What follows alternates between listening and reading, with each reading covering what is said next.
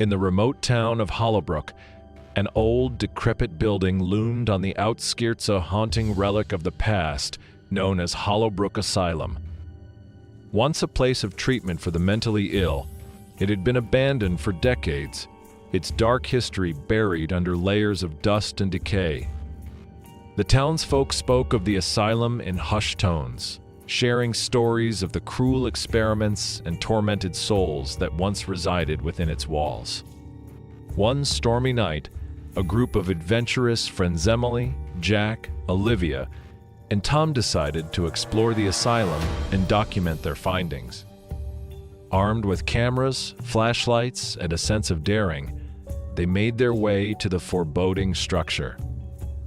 The wind howled through the trees, and the rain battered the windows, as if nature itself was warning them to turn back. "Are you sure about this?" Olivia asked, her voice wavering. "Absolutely," Emily replied, her determination unwavering. "We need to uncover the truth behind the legends." As they entered the asylum, the air grew thick with an oppressive silence. The corridors were lined with peeling wallpaper and broken furniture, and the faint scent of mildew lingered in the air. The friends ventured deeper into the building, their flashlights casting eerie shadows on the walls. In the main hall, they found an old, rusted wheelchair and a series of grimy patient records scattered across the floor. Emily picked up one of the files, her eyes scanning the pages. "These patients went through unspeakable horrors," she said, her voice barely above a whisper. As they continued their exploration, strange things began to happen. The temperature dropped suddenly, and a faint, chilling whisper echoed through the halls.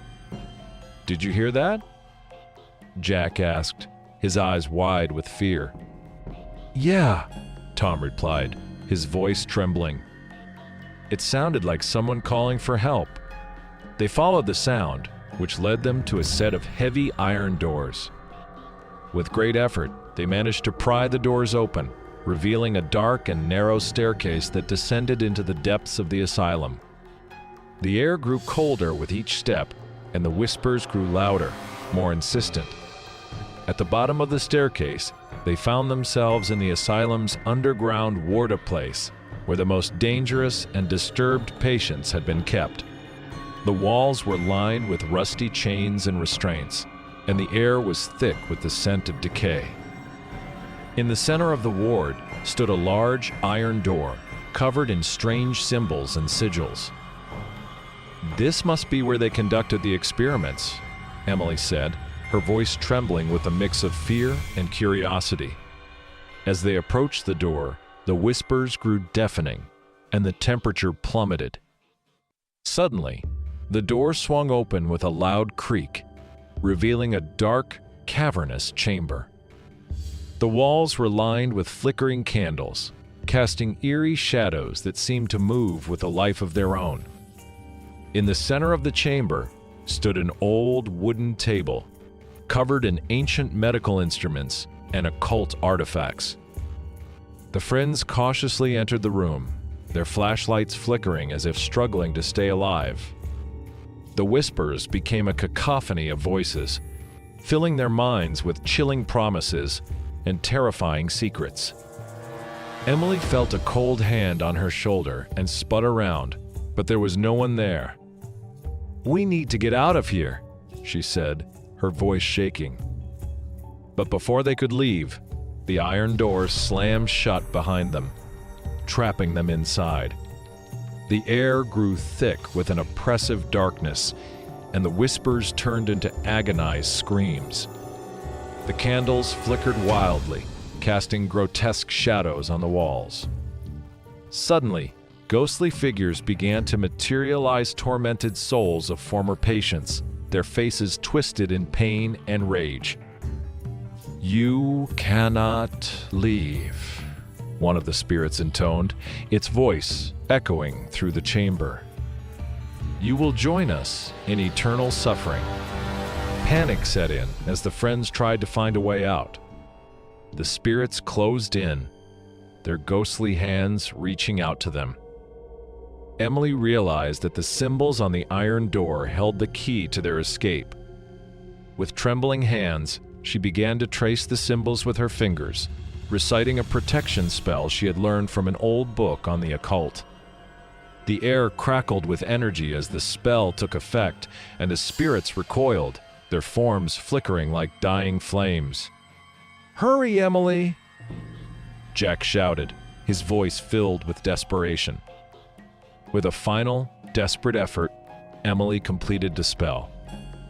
A blinding light filled the chamber, banishing the spirits and the darkness. The iron door creaked open, and the friends stumbled out into the corridor, their hearts pounding with fear and relief. As they made their way back to the main hall, the whispers and shadows seemed to recede, leaving the asylum eerily quiet. They exited the building, the storm having subsided, and the first rays of dawn breaking through the clouds. The friends vowed never to return to Hollowbrook Asylum, but the experience had changed them forever. The haunting memories of that night would stay with them, a reminder of the darkness that lurked within the walls of the asylum. And though the asylum remained abandoned, its secrets hidden away, the legend of the haunting of Hollowbrook Asylum would live on, whispered in hushed tones by those who dared to remember. For some places, once touched by evil, can never truly be at peace, and the shadows of the past are never far behind. Certainly! Let's delve deeper into the haunting tale of The Haunting of Hollowbrook Asylum. In the weeks that followed their escape from Hollowbrook Asylum, Emily, Jack, Olivia, and Tom couldn't shake the eerie feeling that lingered in their minds. The images of ghostly figures and tormented souls haunted their dreams, and the whispers seemed to follow them wherever they went. Despite their vow never to return, Emily became increasingly obsessed with uncovering the full extent of the asylum's dark past. Late one night, as she pored over old newspaper clippings and forgotten records, she stumbled upon a chilling discovery. Among the documents was a letter from Dr. Victor Grayson, the asylum's head physician, who had been rumored to conduct cruel experiments on the patients. The letter hinted at a hidden chamber deep within the asylum, a place where Grayson had performed his most depraved rituals in an attempt to harness dark powers. Determined to put an end to the asylum's curse once and for all, Emily gathered her friends and shared her findings. "We have to go back," she said, her voice trembling with a mix of fear and resolve. "We need to find that chamber and destroy whatever's inside." Reluctantly, the friends agreed. Armed with more protective talismans, spells, and a newfound determination, they set out for Hollowbrook Asylum one final time. The moon was full, casting an eerie glow on the dilapidated building as they approached. The air was thick with anticipation, and the wind howled through the trees, as if warning them of the dangers that lay ahead. They entered the asylum and made their way back to the underground ward, their flashlights casting long, wavering shadows on the walls. The oppressive silence was broken only by the occasional creak of the floorboards and the distant echo of their footsteps. As they reached the hidden passageway, the whispers returned, growing louder and more insistent with each step. Following the clues from Dr. Grayson's letter, they navigated the labyrinthine corridors of the underground ward, eventually arriving at a heavy iron door covered in strange symbols. Emily produced an old iron key she had found among her grandmother's belongings, a key that seemed to pulse with an eerie energy. With a deep breath, she inserted the key into the lock and turned it. The door creaked open, revealing a dark, cavernous chamber lit by flickering torches. The air was thick with the scent of decay and the oppressive weight of countless tormented souls. In the center of the chamber stood an altar, surrounded by arcane symbols and ancient artifacts. "This must be it," Jack said, his voice barely above a whisper. The source of the curse. As they approached the altar, the temperature plummeted and the whispers grew deafening. Suddenly, the torches flared to life, casting an eerie glow on the walls. Ghostly figures began to materialize, their faces twisted in pain and rage. "You should not have come," one of the spirits intoned, its voice echoing through the chamber. "You will join us in eternal torment." The air crackled with energy as the spirits closed in, their ghostly hands reaching out to the friends. "Hurry, Emily!" Olivia shouted, her voice filled with desperation. With a final burst of strength, Emily completed the counter ritual. A blinding light filled the chamber, banishing the spirits in the darkness. The symbols on the altar glowed with a fierce intensity, and the ancient artifacts disintegrated into dust. The oppressive weight lifted, and the whispers ceased. The friends stood in stunned silence, the reality of what they had just accomplished sinking in. They had broken the curse and freed the tormented souls of Hollowbrook Asylum.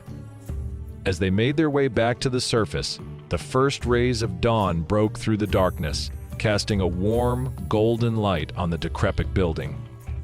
The asylum seemed to exhale, as if releasing a long-held breath. The friends knew that their experience would stay with them forever, a reminder of the darkness they had faced and the courage they had shown. They vowed to keep the story of the haunting of Hollowbrook Asylum alive, to ensure that no one else would ever fall victim to its evil. And though the asylum remained abandoned, its secrets hidden away, the legend of the haunting of Hollowbrook Asylum would live on, whispered in hushed tones by those who dared to remember. For some places, once touched by evil, can never truly be at peace, and the shadows of the past are never far behind.